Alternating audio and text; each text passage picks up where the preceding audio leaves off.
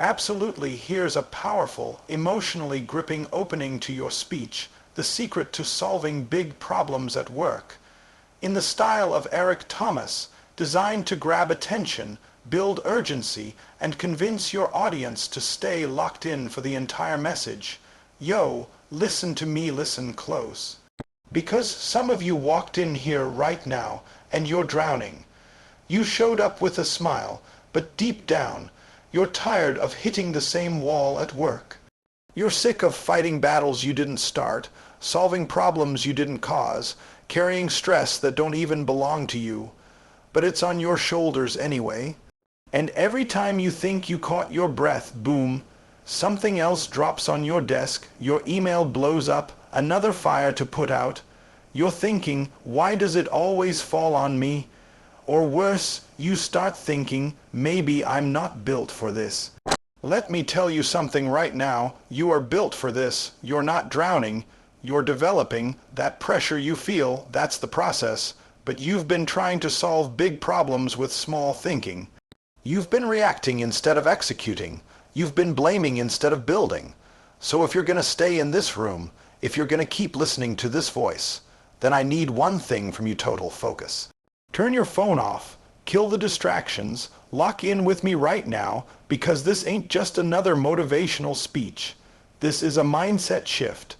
This is about unlocking the secret to solving the problems that have been holding you hostage. Because the truth is, it's not the problem that's too big. It's that you haven't learned how to shrink it down and dominate it yet. But by the time we're done here, you're gonna walk out of this room with a blueprint. With clarity, with power, and the next time that big problem shows up at your door, you're not backing up, you're stepping up. Let's get it. You see, when a big problem shows up at work, when something hits hard and flips your routine upside down, most people don't go straight into solving. No, most people go straight into feeling. They go into panic, into frustration, into ego, into blame, and I get it. It's human, it's natural, but let me tell you something. Natural doesn't fix problems. Execution does. You can't solve a big problem with big emotions. You solve it with big focus. You solve it by stepping out of your feelings and stepping into your function. And the reason so many people stay stuck in the same cycle, running in circles, complaining, exhausted, is because they haven't learned how to separate the facts from their feelings. They walk around asking, why is this happening to me? Instead of asking, what do I need to do next? That question right there, that shift, is the game changer. Look, when something blows up at work, when everything's on fire, when you're staring at a situation that looks impossible, you don't have time to be fragile. You don't have time to be stuck in your head, repeating the story of how unfair it is or who should have done what. That's wasted energy. That's energy you need for solving, for strategy, for execution. You gotta train yourself to move from reaction to response. There's a difference. A reaction is emotional. It's loud. It's messy. But a response is intentional. A response is quiet strength. A response is when you feel the weight but still move with precision. That's power. That's discipline. That's what leaders do. See, the people who rise, who get the promotions, who become the a person when stuff goes sideways. They're not the ones with all the answers. They're the ones who stay calm enough to find the answers. They're the ones who don't let the chaos break their character. They're the ones who say, I'm not going to complain about the fire. I'm going to become the water. Some of you keep saying you want to lead, but the moment pressure shows up, your emotions lead you instead. You're letting frustration make decisions. You're letting fear make decisions. You're letting your pride get in the way of progress. And let me be real with you, as long as your emotions are louder than your execution, the problem will always be bigger than you. But here's the truth. You control the volume. You decide which voice gets the microphone. The voice that panics or the voice that plans. The voice that blames or the voice that builds. That's your choice every single time. You want to solve big problems. You want to be respected in the room. Then Then stop looking for sympathy and start looking for structure. Get your emotions in check. Get your mind in alignment. Instead of spending all day reacting to how bad it is, sit down and ask, what's the first move I can make today that gets me closer to a solution? One move. One step. That's how big problems start to shrink. The moment you shift from emotion to execution, you stop being a victim of the problem and start becoming the architect of the solution. You stop looking at the mountain like it's impossible, and you start climbing one rock at a time. And yeah, you'll slip, you'll get tired, you might even fall, but you won't be paralyzed anymore because now your focus is forward. You're not going to fix every problem in a day. That's not the goal. The goal is to lead yourself through the storm without letting the storm lead you. That's how you earn trust. That's how you build reputation. That's how you shift from surviving to solving. So the next time it all goes sideways and everybody else is losing it, you breathe. You lock in. You remind yourself that panic has never solved a single problem in history, but execution changes everything. Let's move. You ever notice how a big problem can make you feel stuck before you even start? Like it just parks itself in your head, takes over your energy, and before you know it, you're overwhelmed. Not by the problem itself, but by the size of it. And that's exactly what happens when you look at the whole mountain instead of focusing on the first step. See, the reason most people break down in the face of big problems is because they never learned how to break the problem down. They see one massive obstacle and freeze. But the truth is, no problem is too big when you know how to slice it into pieces. You've got to stop treating every challenge like a wall. It's not a wall, it's a puzzle, and like any puzzle, you don't solve it by staring at the whole thing. You solve it piece by piece, step by step. One small win at a time. See? What separates people who solve problems from people who get buried by them isn't talent. It's not intelligence. It's not luck. It's structure.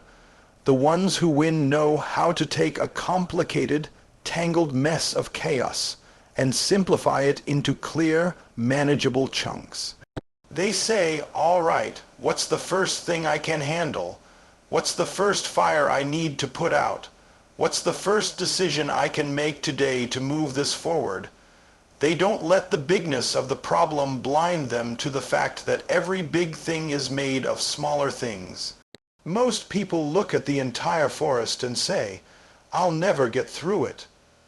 But the ones who lead, they chop one tree at a time. They make a plan. They don't react to the size. They respond to the structure. That's what problem solvers do. They break it down before it breaks them. And some of you, let's be real. Your problem isn't the problem. Your problem is your process. You don't have one. You take on everything all at once, spinning your wheels, running in every direction, and then you wonder why you're burned out and bitter. You can't move like that and expect to win. You've got to learn how to slow down and set a system. Big problems require organized aggression, not scattered energy. You've got to prioritize what needs to be handled right now and what can wait, what's urgent, what's important, what's noise, and what's real. Because the moment you start categorizing instead of catastrophizing, the pressure drops. You take back control, you build momentum, and with momentum comes clarity, and with clarity comes confidence. And listen, I'm not saying the problem isn't heavy. I'm not saying it's not complex. But complexity doesn't mean it's unsolvable. It just means you haven't broken it into its core parts yet. Once you break it down, you can start assigning roles, creating timelines, asking for help, finding resources. You move from panic mode to progress mode, because let's be honest, how many of your problems at work aren't actually impossible? They're just poorly organized. You ever stay up all night thinking about something, and then once you wrote it out, once you listed it step by step, once you talked it through, you realized, oh, this ain't as bad as I made it in my head. That's the power of breaking it down. Your brain isn't built to juggle chaos, it's built to solve order. And don't get it twisted. Breaking the problem down doesn't make you weak, it makes you smart. It means you understand that solving something complex isn't about ego, it's about strategy. You don't need to impress people with how much stress you can hold. You need to impress them with how fast you can create structure and move toward results. That's what changes the game. That's what earns respect. That's what builds leadership. So the next time that big problem lands in your lap, don't shut down. Don't exaggerate it in your mind. Don't sit around waiting for someone else to come save the day. Grab a whiteboard. Grab a notebook. Grab your team, break it into parts, assign tasks, set deadlines. Take that giant, intimidating beast of a problem and turn it into something you can attack piece by piece. Because you're not here to get overwhelmed. You're here to execute. One step at a time, one piece at a time. That's how you conquer big problems. You don't let it paralyze you. You plan your way through it. Let's keep building. One of the biggest reasons people stay stuck, why they stay stressed out, burnt out, and full of doubt is because they spend all their energy trying to control things they were never meant to control. Let that sink in. You're exhausted not because the problem is too big, but because you've been fighting battles that don't even belong to you. You're trying to manage your coworker's attitude, your boss's indecisiveness, the company's politics, the market, the economy, and none of that is in your hands. None of that is your responsibility. But what is? You, your energy, your attitude, your actions, that's your lane. And if you stay in your lane, that's where you win. See, the problem is we want to fix everything except the one thing that's actually ours to fix. We want to change other people, adjust the environment, rewrite the situation. But we don't stop to check how we're showing up. Let me be real with you. You can't control how the storm hits, but you can control how you respond to it. You can't control what someone else thinks about you, but you can control how you let it affect your grind. And when you master that, when you get laser, focused on what you can control, you become untouchable. You ever notice how some people stay calm when everything's falling apart? It's not because they don't care. It's because they've made peace with what they can't control, and they've mastered what they can. That's the level you've got to get to if you want to solve big problems. Because trust me, problems will come. People will disappoint you. The process will get messy. And if every time that happens, you spiral out, you lose your edge. But when you stay rooted in your responsibility, when your power comes from your ability to lead yourself, then no outside pressure can take that away.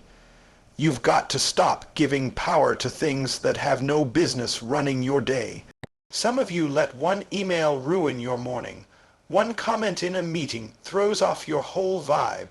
You walk into work with a plan, and the moment something unexpected happens, you throw the plan away. Why? Because you gave control to the wrong thing. You handed your peace over to someone else's chaos, and that's a losing strategy every single time. But when you shift your mindset and say, look, I can't fix how they act, but I can show up focused. I can't change what's already happened, but I can decide what I'm doing next. Now you're operating in power. Now you're taking back authority over your time, your decisions, your outcomes. You're no longer reacting to the world. You're shaping your piece of it. And I'm not saying it's easy. I'm saying it's necessary. Because here's the truth. The moment you take full ownership of your lane, everything changes.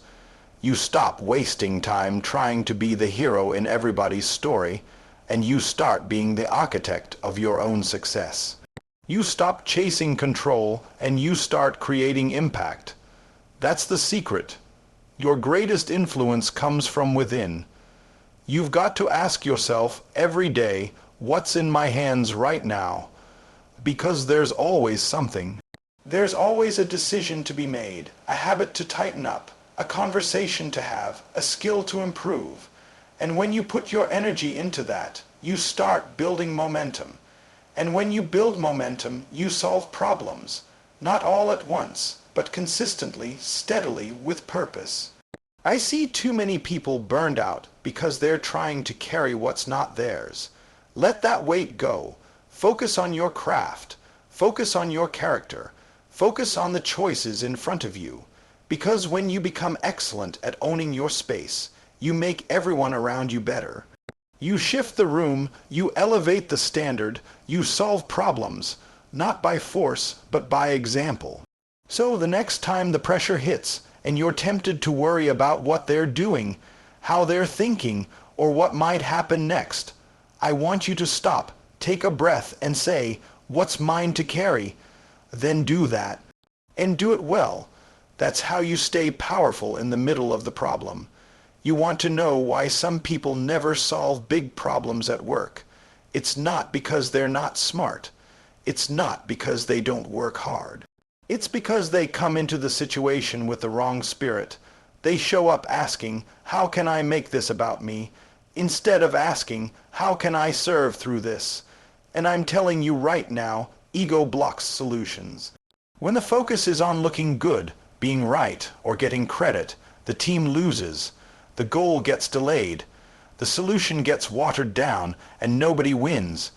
Big problems aren't solved by the person with the loudest voice in the room. They're solved by the person with the clearest heart. The one who says, this ain't about my image. This ain't about my title. This is about the mission. This is about the outcome. This is about what needs to be done. That's the mindset of a real leader, even if they don't have the title.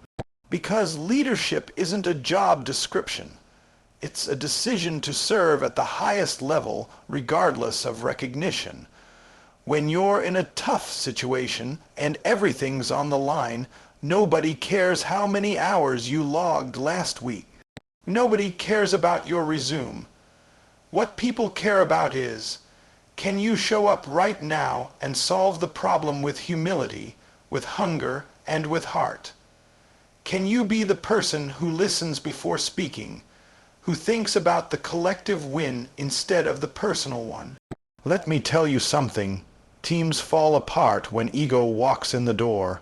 You've seen it. I've seen it. People arguing over whose idea it was. People more worried about being seen as the hero than actually saving the project. You know what happens then? Momentum dies, progress slows. People start working against each other instead of with each other. And the problem, the real issue, it just keeps getting bigger. But when someone steps in and says, I don't care who gets the credit. I care that we get it done. Everything changes. That attitude right there creates trust. That spirit creates alignment. That energy lifts the whole team. When you show up to serve, not to shine, you end up shining anyway. Why? Because people are drawn to someone who's consistent, someone who's grounded, someone who's about the mission and not the mirror. And yeah, I know it's hard sometimes, especially when you feel overlooked, when you've put in the work and someone else gets the applause, when your name's not on the slide, not in the meeting, not in the recap. But that's when your character gets tested. That's when you prove whether you're in this for the outcome or the attention, because here's the truth. Service always outlasts status, titles fade, recognition comes and goes.